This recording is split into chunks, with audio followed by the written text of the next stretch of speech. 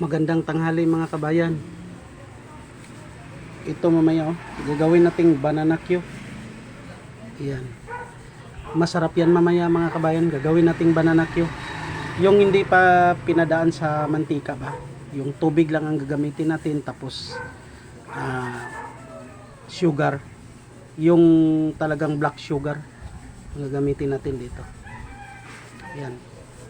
Ayan mga kabayan. Ayan.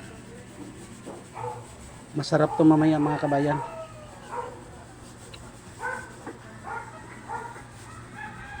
Banana Q na to mamaya mga kabayan. Para mga mayang alas 3 ng hapon. Yan mga kabayan. Hindi to kalburo mga kabayan. So hanggang dito lang mga kabayan. Bye bye.